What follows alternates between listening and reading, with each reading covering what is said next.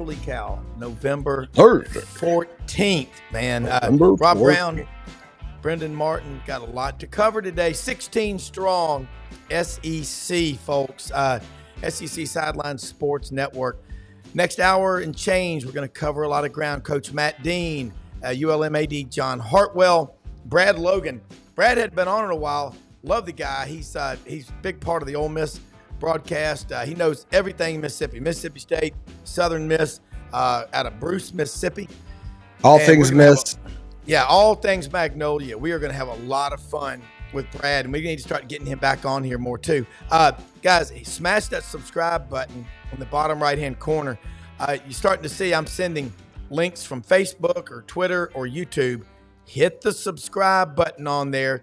You'll automatically get a ding every time we go live, and that can be frequently. We did it last Friday at 1:30 and again Saturday at 7:30 with big stories that are happening at any of the 16 SEC schools.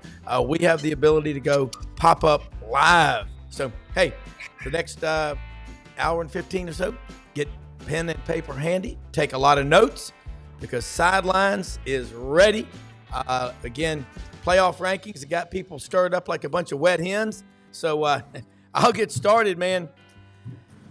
John Hartwell, I'm going to see you Saturday.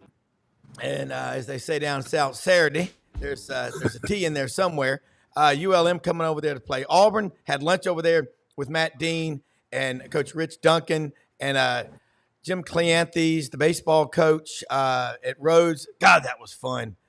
Hey, Matt, I ate one of the best lunches and healthiest lunches I've had in a while for less than $7. I mean, you can't beat that.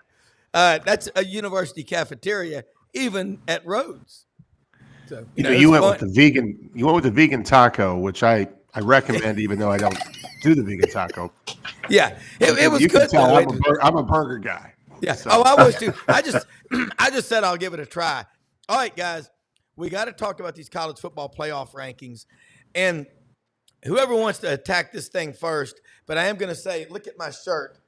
Don't feed the bears. My wife got that for me up in Chilco, up in way out in Canada. They drop you off for 5 days in a plane and leave you there. There's no way out. And if you try to track it on your own, watch out for the Bears. John, as an athletic director, and Matt, you too, I'm going to start with you. The head of the Big Ten, I think, is on this committee. Am I correct? How do we do this? But is it made for TV to stir up controversy? Because I'd love to be a fly on the wall in Kirby Smart's locker room right now, especially right before they take the field to play Tennessee Saturday.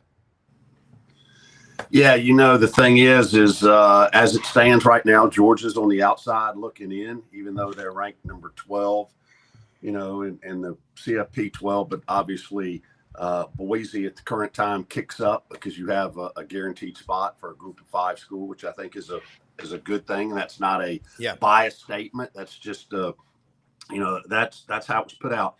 But the great thing about Georgia is all of a sudden, they can't feel sorry for themselves. All they got to do is go on the field on Saturday, and they're right back in with a victory Saturday. So, you look at the top and you see Oregon, Ohio State, Penn State, Indiana. So you got 4 of the top 5 Big Ten. And I know there's some, this audience is primarily SEC folks. But, the numbers don't lie so far. And it's hard to argue with where it's at. I know there's people that say, Indiana's strength of schedule is not that strong. But, hey, they're 10-0, and it's hard to argue that fact. And, are there some really good teams in the SEC? And how does the next 3 weeks or the next 4 weeks shake out? And what's the final number?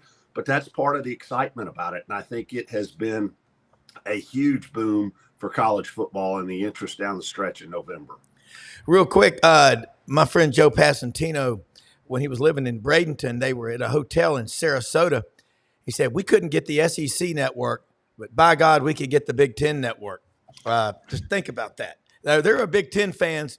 I'd say 80% of the TV sets in America live in the Big Ten geographical footprint. Matt Dean, you know that conference well. former assistant to Bo Schembechler. No, but you know that conference well. And we all watch the Big Ten. You can't avoid it. Yeah, we're an SEC-centric show, but we're going to talk Sun Belt, ACC, Big Ten, because they're all interconnected.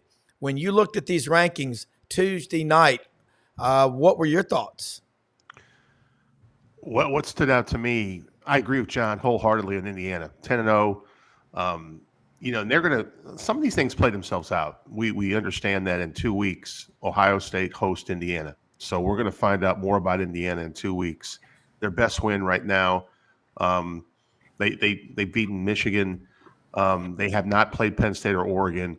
So their strength of record's different, but they passed the eye test. The thing that's really interesting is I'm looking at Penn State.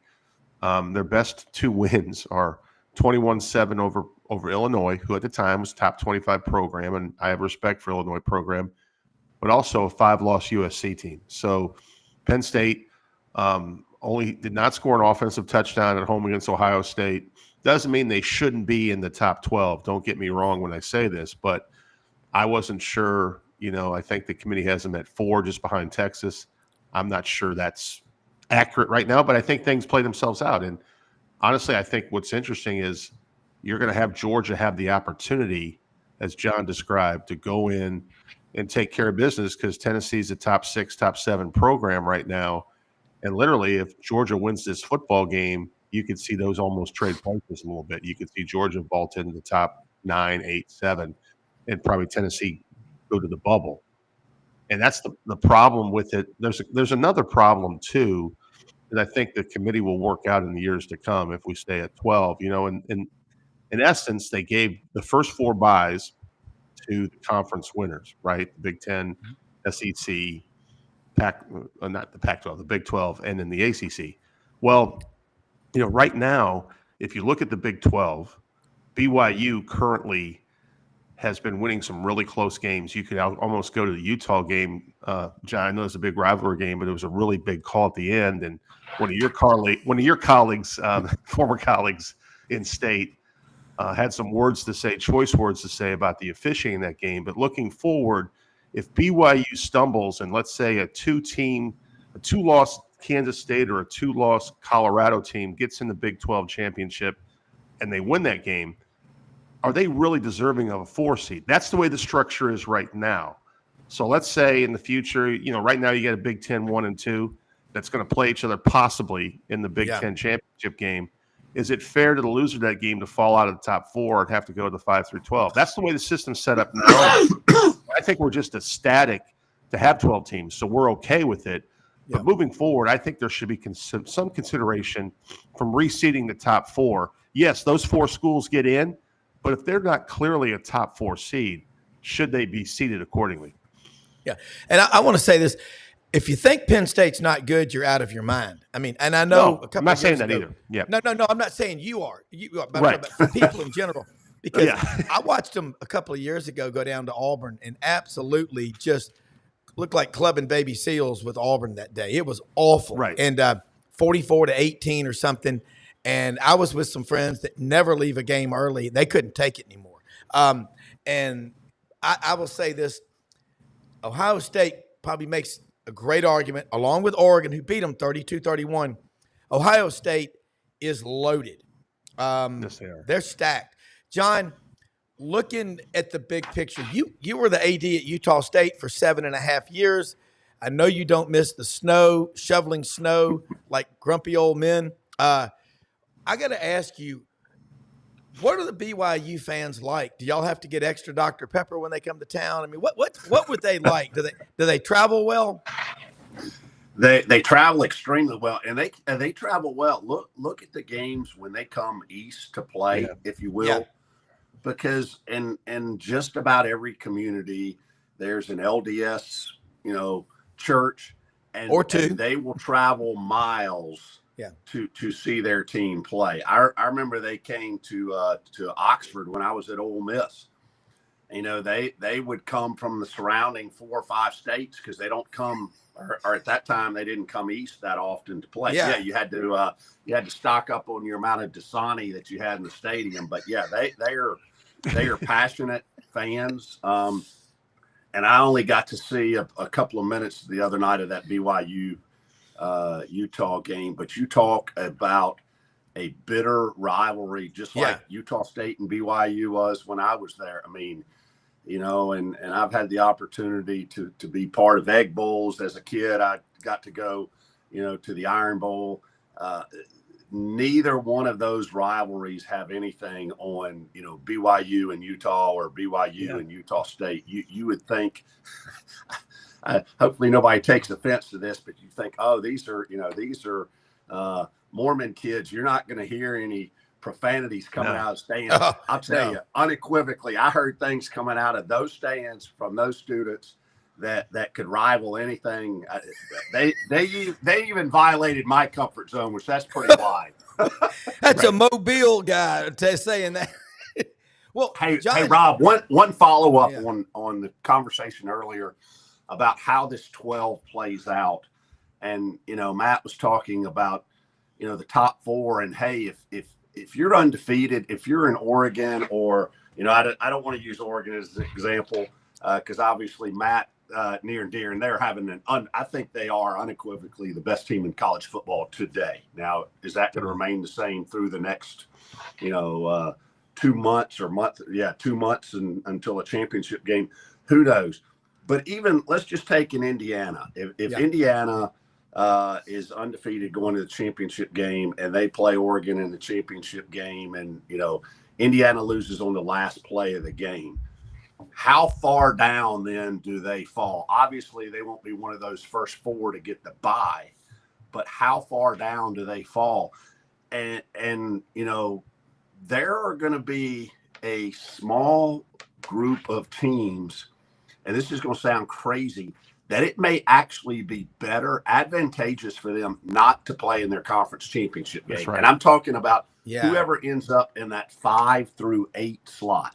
Yes. Because you're going to host a first round game. You're then going to advance. You know, you're going to have to play somebody 1 through 4, but that's going to be on a neutral site. I'm not sure that group there, whoever's 5, 6, 7, 8, doesn't have a really nice path to making a national championship game. You know, and you're talking about teams, as crazy as that sounds, not wanting to play in the conference championship game. I was at Mercedes-Benz Stadium last year for Georgia and Alabama, and I saw a lot, but I'll tell you what I did see. I saw people out there trying to scalp paper tickets, and somebody went up to the guy and said, you know, sir, everything is on electronic email. And he goes, huh? I mean, you can see a lot of things, but I'm going to defend Georgia here for what that's worth. Damn, last year they're number 1. Alabama beats them. It's not like you lost to the Sisters of the Poor. You lost to Alabama, and they dropped from 1 to 6. They were number 3 last Saturday when they went over to play Ole Miss, and they dropped to 12. I mean, look who they've lost to. Alabama, they were down 28-0, came back late, took the lead, and they still lost. Went on the road and killed Texas. They lost to Ole Miss. Now, a year ago, what a difference a year makes. Georgia beat Ole Miss in Athens 52-17. They rushed for over 300 yards, 8.5 yards a carry, 19 quarterback pressures. And, you know, Kiffin was saying after the game, we got to get better players. At that time, Georgia had 24 5-star kids on the roster. Ole Miss had 1 or 2. It's changed a lot in the last year. John, that's really cool to shed light on the BYU, because I know one thing. I'll never forget 10 years ago in the Miami Bowl, was it, Matt? The Memphis BYU football game. I mean, Lance Russell and Dave Brown from Studio Wrestling on Saturday mornings should have refereed and called that game. That fight at the end of the game, golly, all we needed was Mike Tyson to make an appearance. And by the way, my money is on Tyson to win tomorrow. Guys, I'm just throwing that in for good measure. But Matt, looking at this SEC, Big 10, Big 12, and we're kind of going national here, but it is. Again, I think Georgia's getting. I'm agnostic about this. In the interest of full disclosure, y'all know I'm an Auburn grad, but Georgia's like a first cousin with Auburn. It's a deep rivalry, and I'm going. They go from 3 to 12. Matt, are they doing this to get people riled up? Because they're doing it. I still think, and listen, John's been on higher level committees than I have, but I still and me think too. and you too, Rob. But the reality of the situation is, and John described it earlier, Georgia still has a path. So let's say, for example, Rob, let's just go down here. Let's say they only drop Georgia to 7 or 8. Okay, let's play in that world for a little bit. Well, if they lose to Tennessee and they're a 3-loss team, it doesn't matter anyway. They're out. So the committee knows that Georgia has a path. I think they're just setting the table for Georgia getting back this week.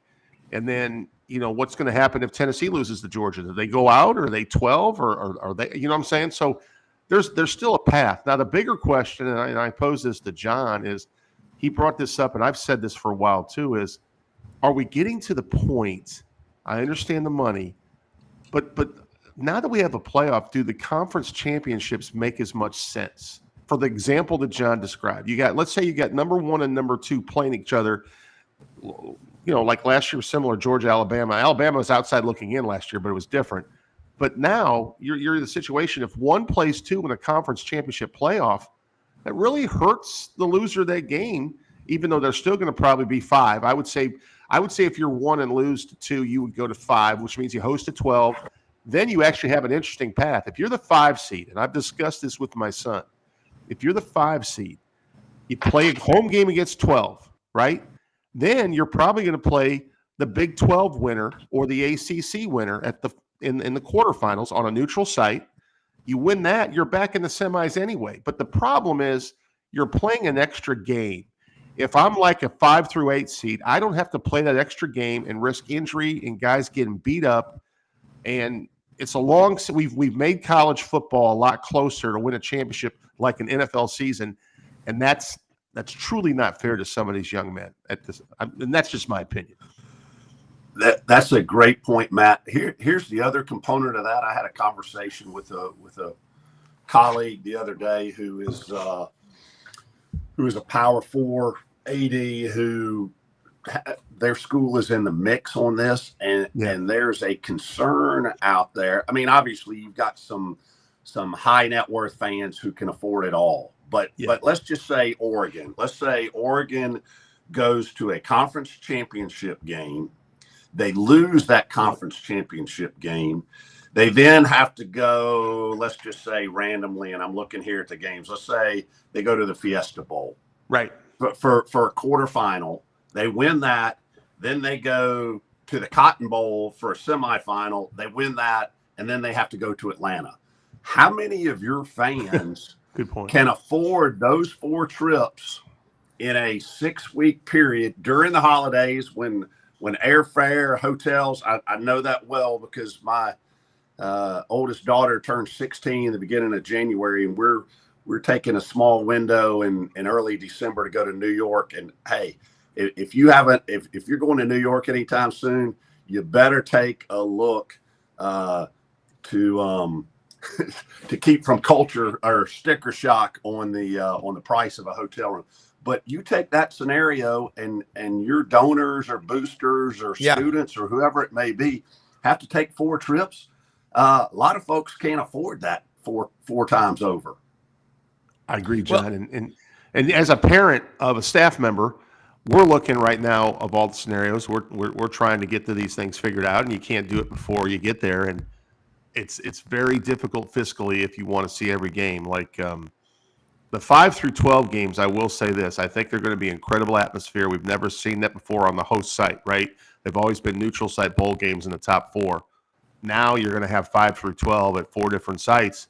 And yesterday, I heard Greg McElroy, former Alabama quarterback, fantastic analyst, talk about some of the Southern teams. The way the seeding goes out, you could see an Alabama going up to Penn State, let's say, in a 35-degree weather snowfest. You just never know what's going to happen because of the demographics. Those games are played the weekend of December 20th, if I'm not mistaken. So now you're going to have weather factors. You're not going to be at neutral sites and bowl games until you get to the quarterfinals. And listen, I understand the history behind everything about why you want to play a conference championship game.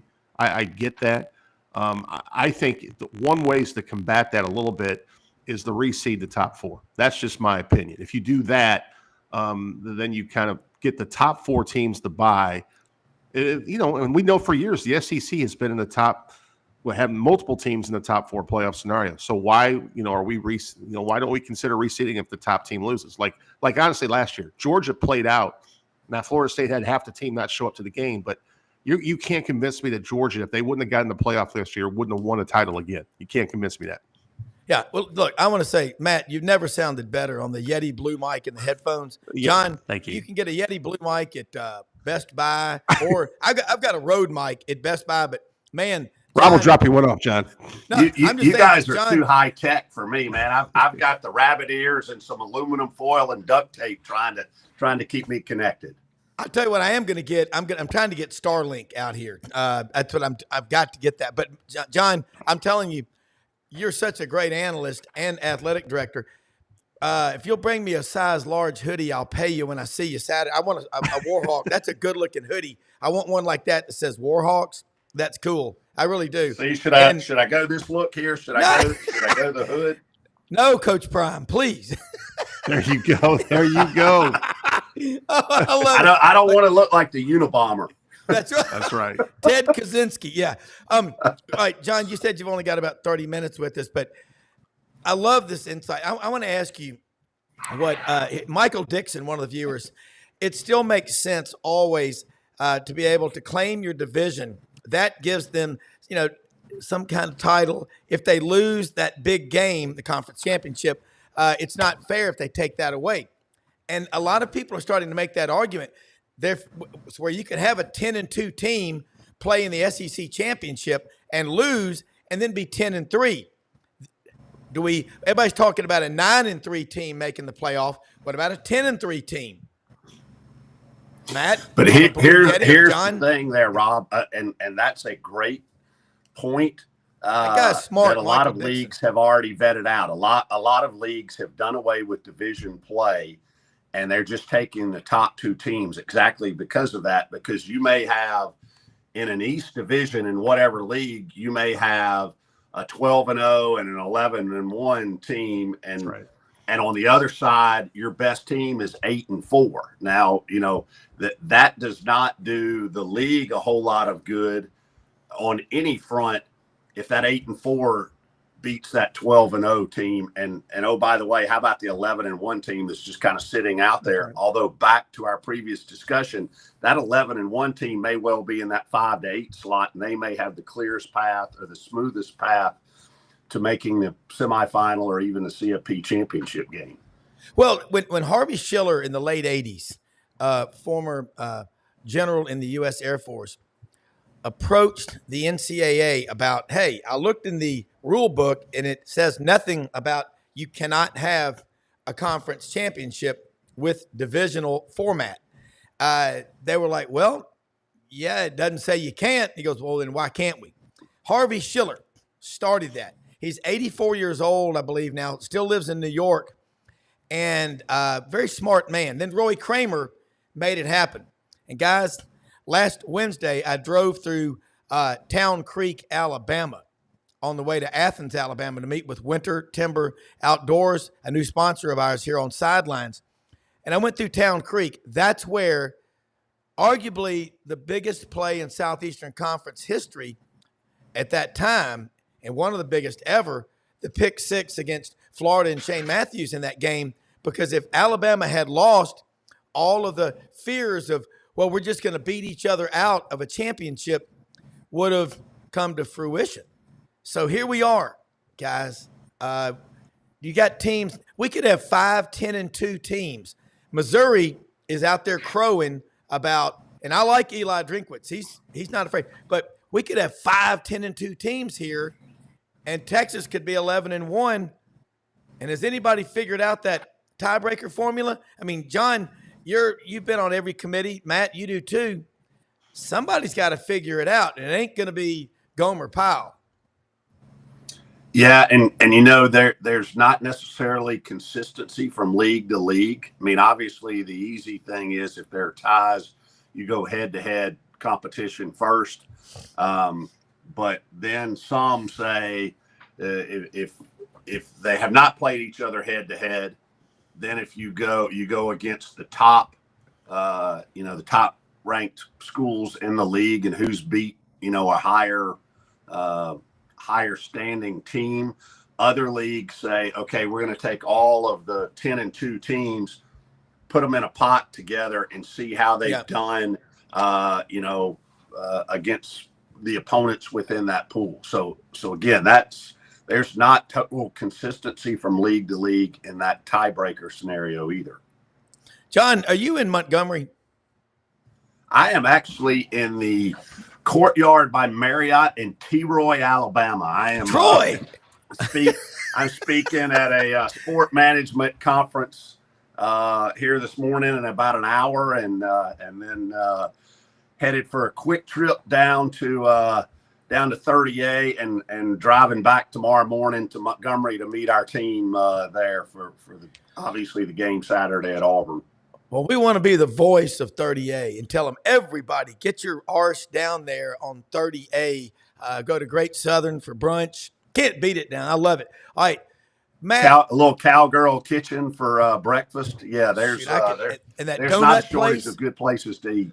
Hey, that's where I saw my first ever glazed donut with maple syrup and bacon on it. That'll wake you up in the morning. Matt, you've never sounded better since you got this Blue Yeti mic and that Lunch Tuesday. Your football coach, Rich Duncan, love that guy. Yeah. Jim Cleanthe, same thing from New York. Great baseball coach. Yes. I don't know. I think somebody's got to figure out this tiebreaker formula. But John, before you go, do this. And I know, in your job as AD at ULM, you've got to cover a lot. You got a couple of minutes. We're going to bring Brad Logan in from Mississippi, all things Magnolia. But John, let people know how they can reach out to you and follow you. And we'll be playing. We're going to bet on this game a friendly wager, a steamer pack of crystals with or without cheese. That's at the discretion of the winner. But tampering, you get a good team going on any level. Franz Beard wrote a 10-point dissertation last night, and everybody needs to read this. Franz Beard, one of the best writers in America, GatorbaitMedia.com. You'll catch him tonight on this channel at 9 p.m. Eastern on the Buddy Martin Show, orangeandbluebloods.com with the whole crew. But that's a big deal. I want your thoughts on that real quick before you go, and then I will see you Saturday morning on the plains of Dixie in Auburn, Alabama. Yeah, and we look forward to the challenge of going to Auburn. Obviously, we're 5-4 right now. The first and foremost goal is finding a way to get one more, which I feel confident we can. We go to Auburn this week. We'll be in your backyard next week too in Jonesboro, and then closing at home the Saturday after Thanksgiving with I can't call them Louisiana. I still call them Ooh La La or University of Louisiana Lafayette coming to our place. But, opportunity Saturday at Auburn. I'm not going to tell you that I didn't look at the calendar from last year, and this Saturday that we're playing Auburn is the same week and last year's slot that New Mexico State came to town and beat the War Eagles. So let's see if we can keep karma going like that. But, you talk about, having success. That is one of the challenges, I think, in NIL, because you've got so many periphery folks that aren't technically part of the university or part of the collective that are out there in the ears, not even necessarily of the student athletes directly, but, whether it's mama or daddy or a high school coach or whoever their go-to person may be. And if folks don't think that's not happening behind the scenes, you're kidding yourself. And it's, that's one of the things that I hope to see going forward in NIL is that there's some regulation as to the street agents supposedly representing the best interest of these kids, which these guys aren't doing this out of the goodness of their heart. They're doing it to put money in their own pockets, not just that of the of the student athletes. So I'm hopeful that, as we move forward and make some changes, that something can come about with that. And, that may well have to come from Washington. So, and I know there's some folks, our new Senate Majority Leader, he's been involved in some of these discussions to try to put some guardrails, if you will, around collegiate athletics and NIL and all of those things. So I am encouraged by that. All right. Well, Matt and I are going to try to solve all the world's problems. And you just shed light on something. I thought that was really most people Matt was telling me, street agents are referred to as missionaries. They're good-hearted, and they have the best interests of the athletes always at heart. But, John, enjoyed it. We'll get you a Yeti Blue mic, and you can be as cool as Matt Dean. And I don't know what I am because I need Starlink. Starlink, Mayday. Thanks so much, guys. John _Hartwell. You can follow all things at ulmwarhawks.com, and look forward to seeing you Saturday morning. Rob, Matt, see you next week. Have a great weekend. Take care, John. All right, good luck. You do too. Thank you. Bring in Brad Logan, man. Out there, Logan Media Network. And Brad, you cover Ole Miss, but I always, we've had you on the show a lot over the years, and now we've switched to this video format. But y'all do a great show out in the Grove at Ole Miss, right there by the Starnes Center. Is that where y'all still do it? Yeah, we're very near the pavilion. I appreciate you having me on. By the way, real quick, John Hartwell is one of the best people in the business. So I love seeing good people like John succeed. So wish John and ULM nothing but the best. Yeah, we are outside the pavilion, in between the pavilion and Vaught Hemingway Stadium.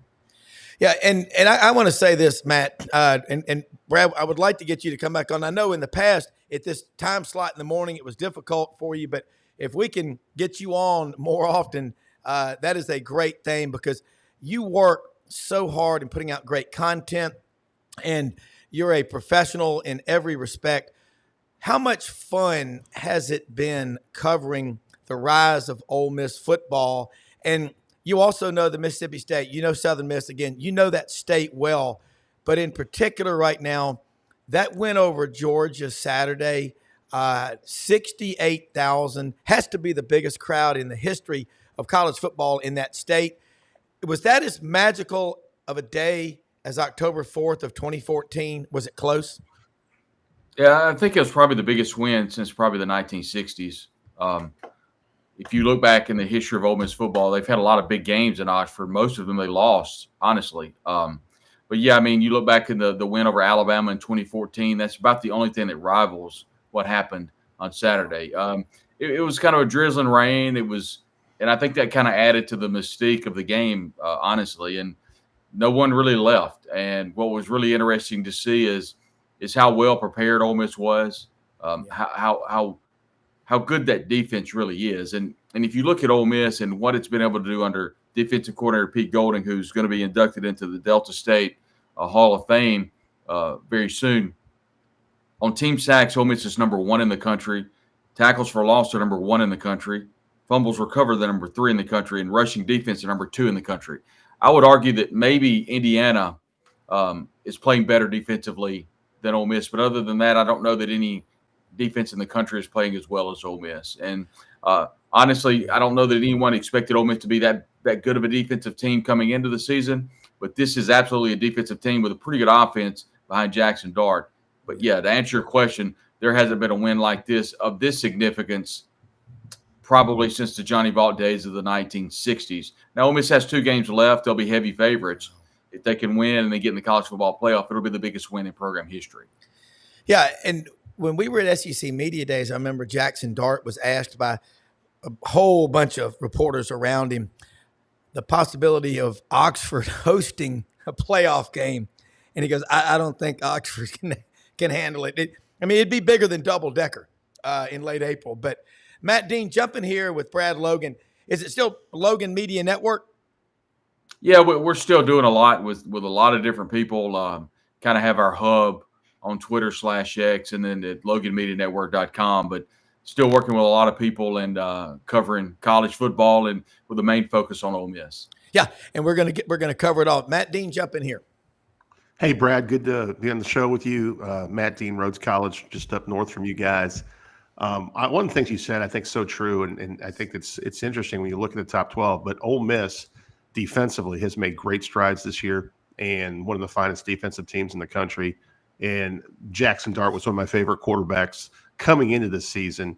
So I honestly think that, right now you're probably not rated high enough. I would like to see you guys win the last two and get in that top 8 so you could host the 5-8 game. But it's still possible with everything on the board, the crazy SEC. Who knows how the tiebreaker is going to shake up? You guys could still be obviously in the SEC championship game, right? I mean, we don't know. Like A&M still plays Texas. You got Georgia this week hosting Tennessee. We could have a lot of teams with 2 losses at the top of the SEC. It's going to be real interesting how that plays out. Yeah, there is a very, very small chance that Ole Miss can make the SEC championship game. I don't think that's probably going to happen. But honestly, I think if you're anyone in the SEC, you're probably looking to avoid that game because that gives you an opportunity to get a loss before the final college football playoff poll.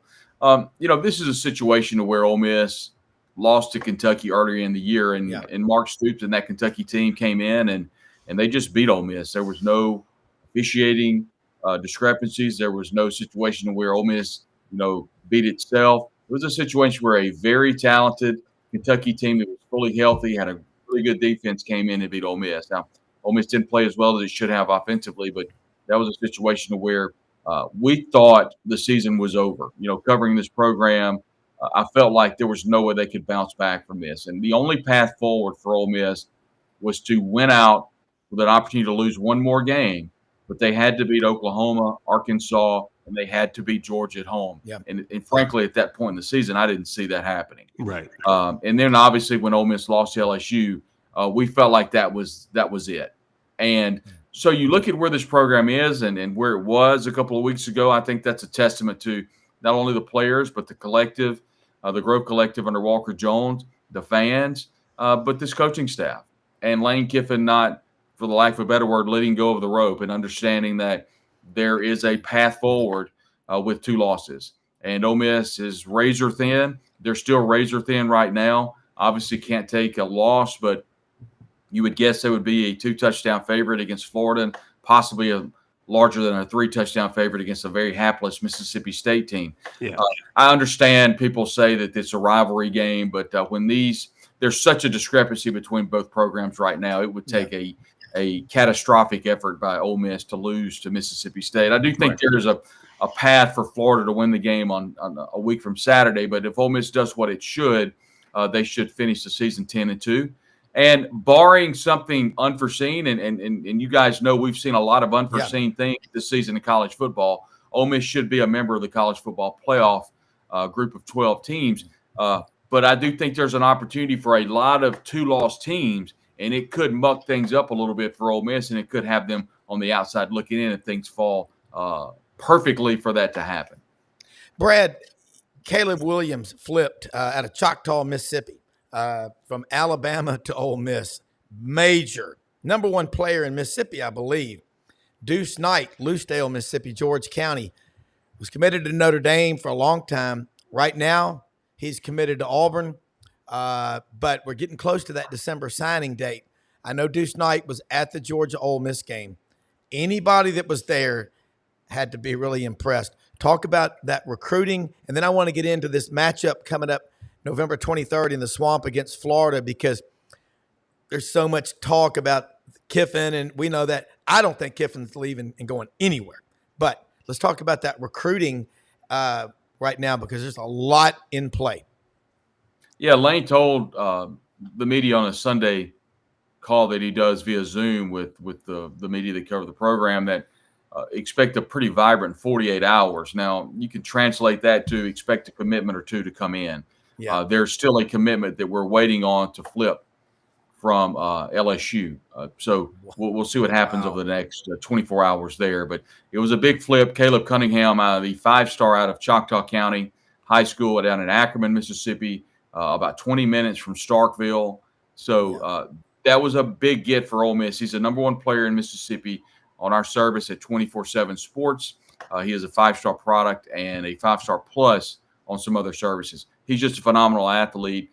Returned a couple of punts for a touchdown the other night. So it was a situation to where he was signing autographs this past Saturday on the field, and he is absolutely coveted by Ole Miss. Wow. But yeah, recruiting is going very well. And I think if you look at the model for success in the SEC, I think you look at programs like Alabama, Georgia, LSU to a certain extent, Texas.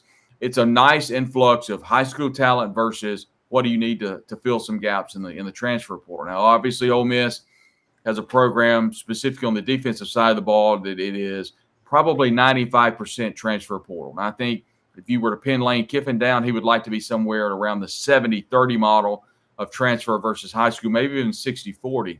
But I do think Ole Miss, it would be advantageous for Ole Miss to continue to work heavily in the high school ranks, and they're doing so. So that's something I think would transition over.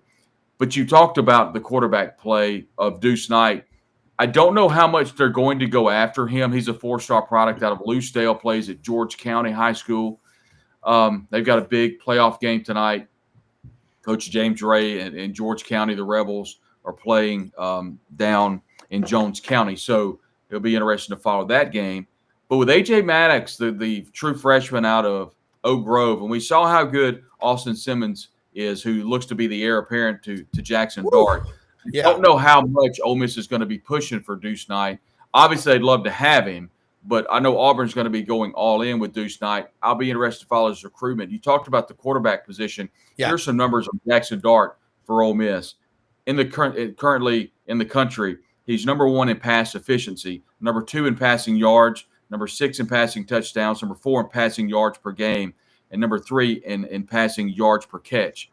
So he's been phenomenal, not only just against Georgia, but over the last 3 or 4 weeks. He was really good against LSU. That was a situation where Ole Miss just couldn't score in the red zone. That game should have been 27-0 in the first quarter. So Jackson Dart's been really good, but recruiting's really picked up over the last couple of weeks. Now that there's a new window of a December signing period, I expect Ole Miss to really take advantage of that December signing period. All right, November 23rd, you're going to the Swamp down there. There's no easy games in the SEC, but Ole Miss is playing with their hair on fire. They are like, we can't lose another game. That's what's making them so dangerous, in my opinion. And that defensive front, the Great Wall, it is, Matt, you saw they're stifling teams at the line of scrimmage. And it makes their linebackers, maybe they're not the best group of linebackers, but it makes them better if those guys are tying up everybody at the line of scrimmage. What do you see going down when they head down there to play Florida? And your thoughts, let's kind of bounce around the whole conference. We've got a huge Florida audience that watches this show. We love them. GatorbaitMedia.com. We got 4 shows on this channel, and Urban Meyer, Best Fridays in Football, and then SECU and the Buddy Martin Show in this one. So let's talk about that. Then I want to get your thoughts, and Matt and I are going to go back and forth if you can, because you really know your stuff. And folks, again, tell them how they can follow you again, Brad, because you put out great content. We hang out over on Twitter/X at Brad Logan COTE and at Reps247.com. That's an affiliate of 24/7 Sports. It's a game in the SEC, and anytime you go on the road in the SEC, it's going to be difficult. Kickoffs at 11. This is a situation where Ole Miss really wanted to move the Mississippi State game off of television, off of Thanksgiving, and ESPN wanted to leave it on Thanksgiving. So there was a happy medium where Ole Miss agreed to move it to Friday afternoon, and Ole Miss was allowed to pick a road game time, and they picked the Florida game to be at 11 o'clock. So this way they avoid any type of night game atmospheres. And at that point, when they picked the game, no one knew that Florida would be struggling as much as it has. Graham Burke is out. DJ Lagway, he's a game time decision this week. We'll see if he's available to go next week. Billy Napier is a coach. It's been kind of an influx in regards to, is he going to make it? Is he hot? Is he cold? And, we saw Scott Strickland, the athletic director of Florida, come out and laid out a press release that he would be back at least for another year. So they're hoping, I'm sure, to temper some recruiting hesitancy by some players, but it is not a great situation, and is a situation to where Ole Miss needs to go in and absolutely dominate early and put Florida out of the game. I do think if Ole Miss goes in, and I do expect them to play well, because of how well they played against Georgia. It all kind of started in the second half against Oklahoma. The last 6 quarters, last 8 quarters for Ole Miss has been pure domination by not only that defensive front, but by Jackson Dart and the offense.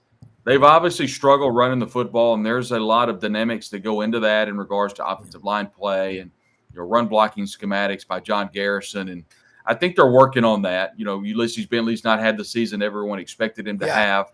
You're right. Matt Jones, obviously Henry Parrish Jr. is out for the season. So I think they would like to at least begin some form of a running game. But, as well as the defense has played, it really doesn't matter at this point if they continue to play well. I expect Ole Miss to play well in Florida, and I expect Jackson Dart to have another record day through the air. It's been fun watching this wide receiving core without Trey Harris, arguably the best wide receiver in the country. And I think with Jordan Watkins and Caden Lee, Daquan Wright, the tight end from transfer from Virginia Tech, and Caden Prescorn, it's been a very fun offense. And not to mention Juice Wells had his biggest catch as a Rebel against Georgia on the touchdown pass. So it's been a fun offense to watch. Yeah. Let me say something about one of our sponsors, Winter Timber Outdoors. See the QR code on the screen here in Athens, Alabama. Big day for Winter Timber Outdoors. They are breaking ground on their second store in Auburn, Alabama, out on Opelika Highway by the Village Colonial Mall, right by the Walmart. Listen, this is a great store. It is beautiful on the inside. Lots of space. Everybody in there, all their staff, Kenny Winter and Dylan Monroe, they run a great, great organization. The staff knows what they're talking about. Over 2,000 shotguns, rifles, and handguns in stock in the store. Huge selection of clothes. Sitka, that's their big deal. Sitka dealer. They've got deer stands. They've got all the food. If you like hunting ducks, deer, pheasant, quail, turkey, all the shooting sports, they've got you covered. Athens, Alabama, their goal is to grow in the footprint that is the Southeastern Conference. And right now they've got a Rete Masamara GPS BOGO, buy one, get one free. Click the QR code right there, folks. Athens is right next to Huntsville off Highway 72. Stop in there, let them know that you heard about them on SEC Sideline Sports. And I can just tell you, people I know that are affiliated with this Winter Timber Outdoors have some of the smartest and most innovative people in the outdoor hunting and dog training business.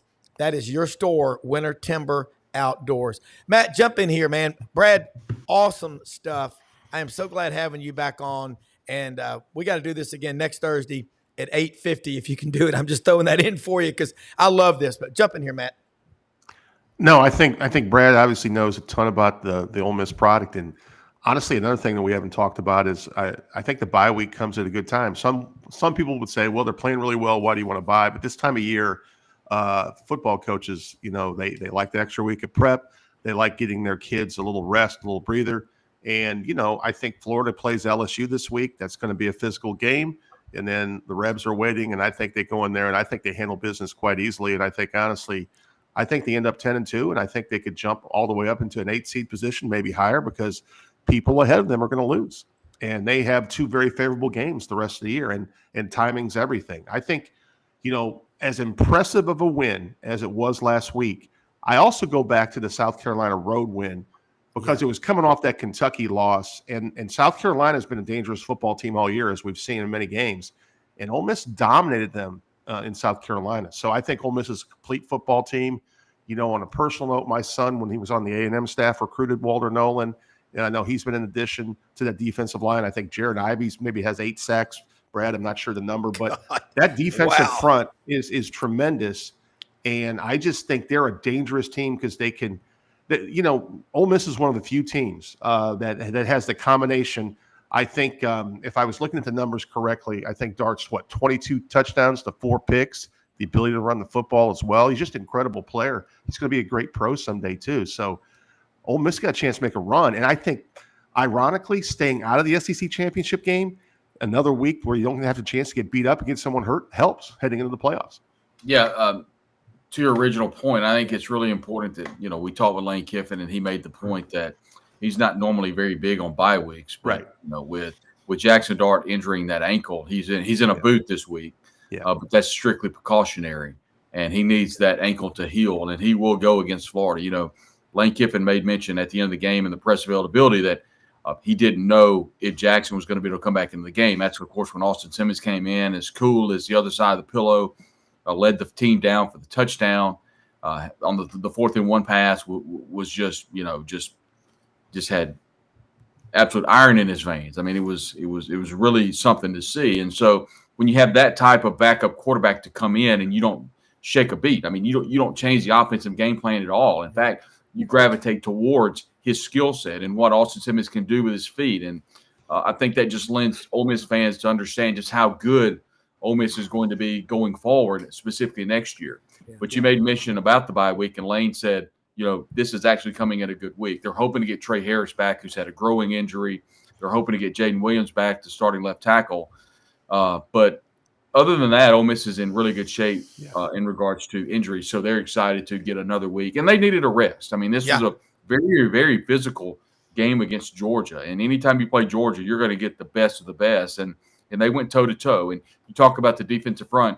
That Ole Miss defense, 24 sacks over 3 weeks. Wow. 24. Brad, so that's just a phenomenal number. It is. And in the preseason when we were picking, I had Georgia playing Ole Miss for the SEC championship. And again, they may not get there, but it may help them. So I want your thoughts on the teams that Ole Miss has played this year. Really, I want to know who are your top 4 that you think are the best in the SEC right now. And then, Matt, I'm going to throw that to you after Matt.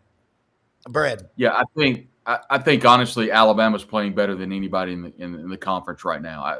With what Kalen DeBoer is doing with Jalen Milroe and allowing him to run the offense is what he frankly should have been doing all year. He was having Jalen Milroe sitting back in the pocket and trying to throw the ball down the field to the talented wide receiver Williams. Yeah. When, you know, he should have rolled him out, start bootlegging, utilizing the tight end in the middle of the field, and just running the football. And that's what he did this past week. And I think Alabama's playing as well as anybody in the conference. I also think Ole Miss is playing really well. Georgia, I think, is at the top. And I'm not sold on Texas. Right. I need to see more out of Texas. They have no top 25 wins. We'll see how good Texas is when they play in College Station. We may not know how good Texas is until, I think right now, if you made me guess, I would say it'd be Texas and Alabama in the SEC championship game. I think both those programs are going to win out. But Texas A&M, you know, I don't know if the Marcel Reed sweepstakes have been figured out, but it looked like they might have. I thought Carolina and Shane Beamer played really well. But here's the thing, Carolina, that, you know, talk about, I don't know if it means anything, but you talk about the best 3-loss team in the country, really. Yeah. So they very well could be. And I think, Matt, to your point, I think that was a really big win for Ole Miss. I mean, they had their backs against the wall, to say the least, and to be able to go into Columbia in a very hostile environment and turn the ball over, get Carolina to turn the ball over, and they played really well and really dominated South Carolina. And that was kind of the resurgence of Ole Miss. And I know they lost the following week at LSU, but I thought Ole Miss played really well at LSU. I just think they just couldn't execute in the red zone. I made mention that a moment ago, and that's exactly where this offense has been, and they were able to absolutely execute against Arkansas, and they're continuing the momentum forward. But I think it's really Ole Miss, Georgia, Alabama, and then, I mean, sure, we could throw Texas in because they have one loss, and there's also Tennessee there with one loss, but I expect Tennessee to be beat heavily on Saturday by Georgia. I think they're going to get Georgia's best game, and I don't think that game's going to be very close. Yeah, I think Georgia's going to come out as a 10-point favorite. Kirby is going to pull one of his all-time talks, but that won't be the only thing that causes it. I just think Georgia's still a special team, and Nico better be ready for the most confusing defense he's probably ever seen. And I like the 11 a.m. game. As a visiting team. I'm not sure that Nico Amaliava is going to play. He's been in concussion protocol all week. Yeah. And so we may see the backup there for Tennessee. But even if he does play, I don't think it matters. I think Georgia beats Tennessee very, very handily on Saturday. Yeah, remember what happened 2 years ago when Tennessee was number one? They went down there and lost like in the rain 24-13 or something, but it wasn't even that close. So it's going to be a war. But the 11 a.m. game, I like that for the visiting team because you can take the crowd out before they're even sitting down because they don't get there till late first, early second quarter. That's a time slot, and the road team is already out of sync, so it doesn't affect them as much. Matt, you're top 4 in the SEC. Before you say that, after you say that, I want to say something about Landers Ford, but give me your top 4. I agree with Brad totally, and I think the game, I want to see what Texas does at College Station, assuming they beat Arkansas this week, which I think we all would probably agree they should.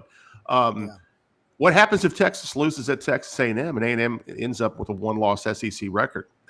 How far would Texas fall? That would be my question, because A&M would obviously then vault into the top 12 easily. So I definitely agree with how Alabama's playing right now. You got to have Ole Miss right there.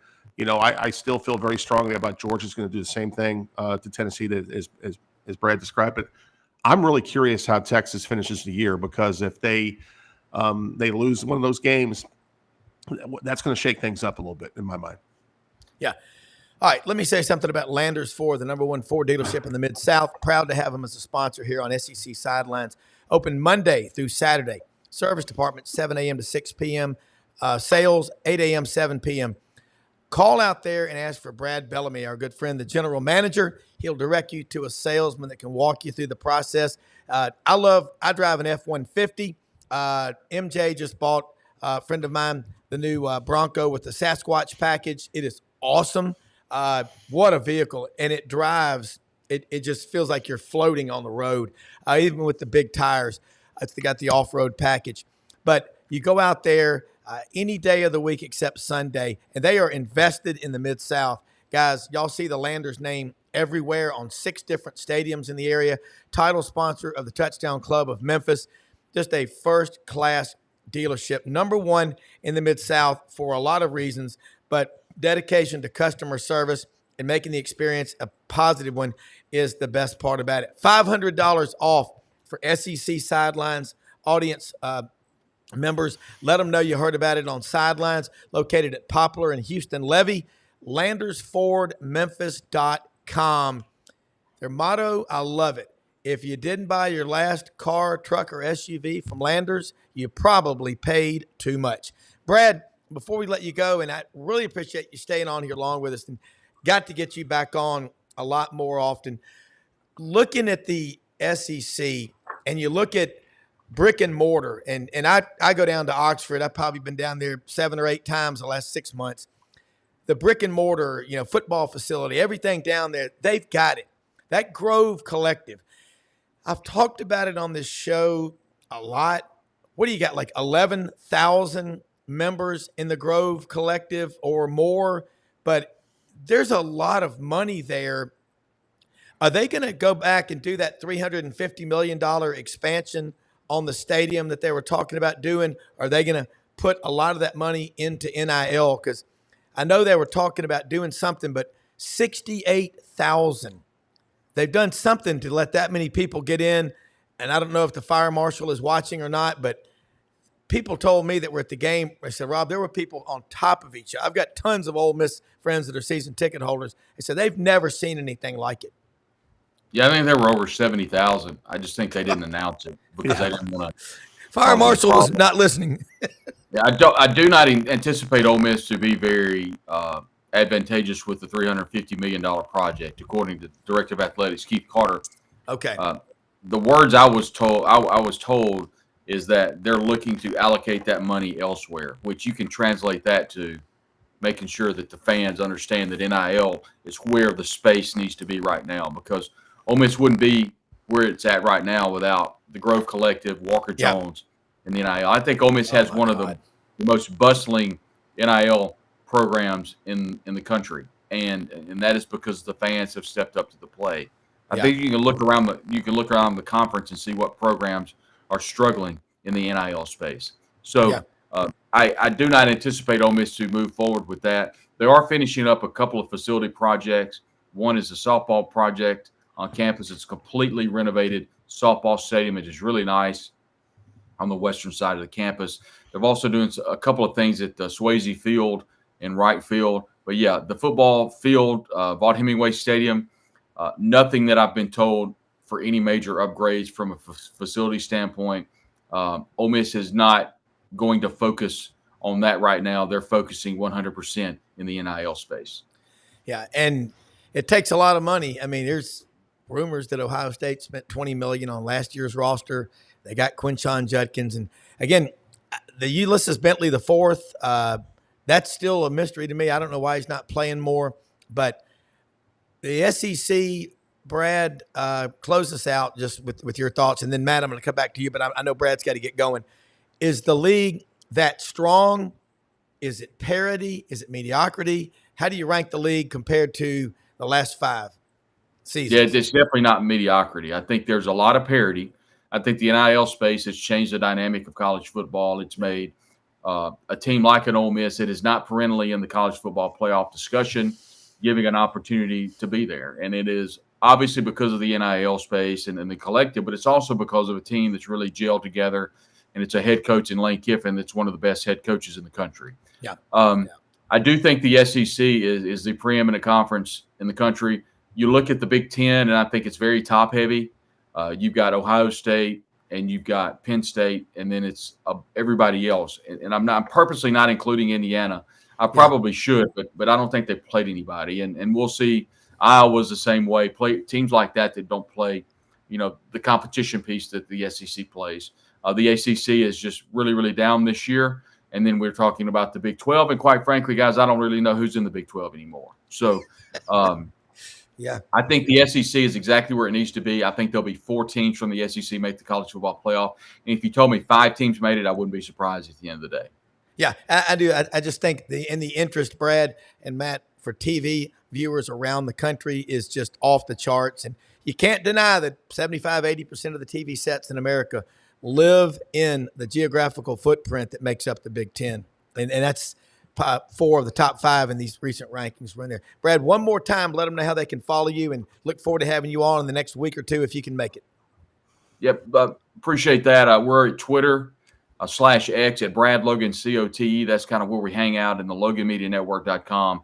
Also invite you to join us at Inside the Rebels. That's, of course, an affiliate of 24/7 Sports. That's at Rebs247.com. Thank you so much, man. Have a great day.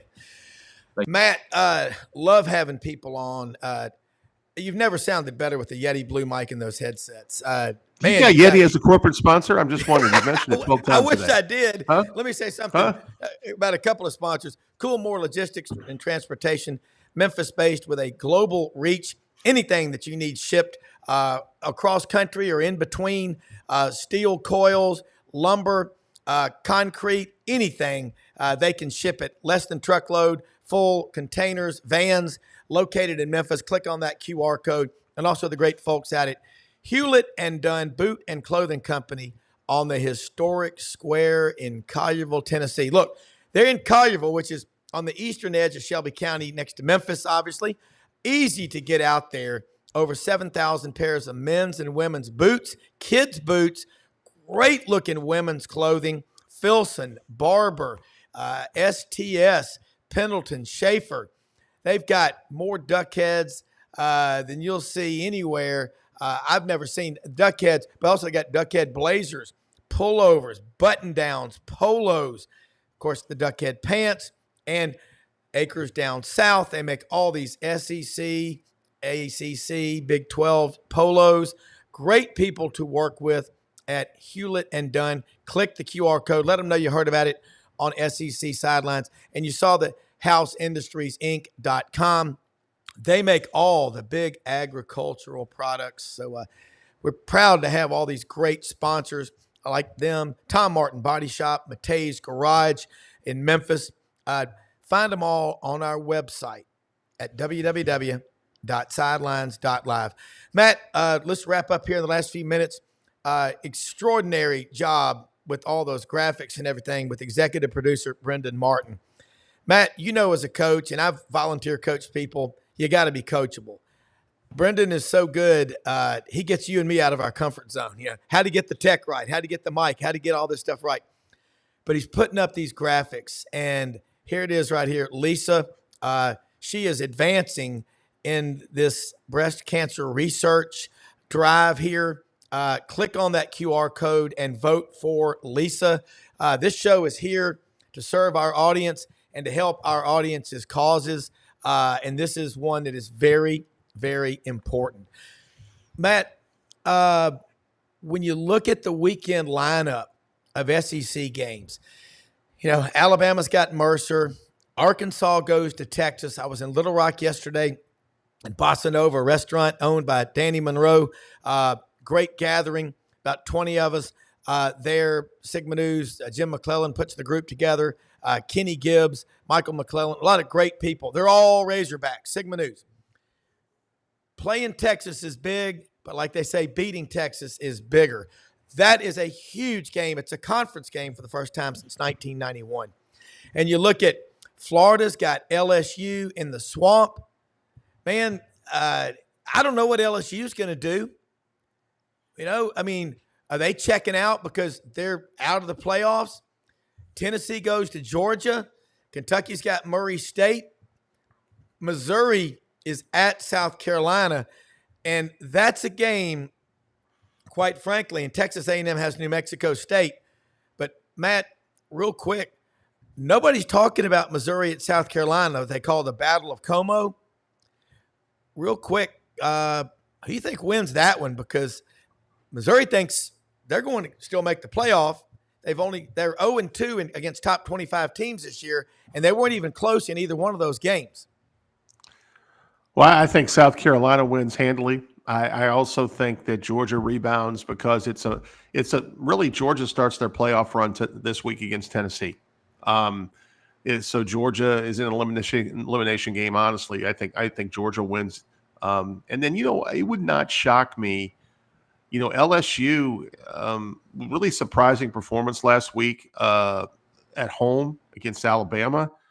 Is this the week where Florida pulls off a big upset? I don't know what how big of an upset it would be, but can Florida keep this game tight in the fourth quarter and find a way to win the game? It's going to be really, really fun weekend. But I think the Georgia-Tennessee game really starts the playoffs for Georgia. It's a huge game for Georgia, and I expect you mentioned it earlier, Rob, but Kirby Smart is going to have them breathing fire. They're going to be ready to roll. And honestly, you look at Carson Beck, he's not had the year that everyone thought he would.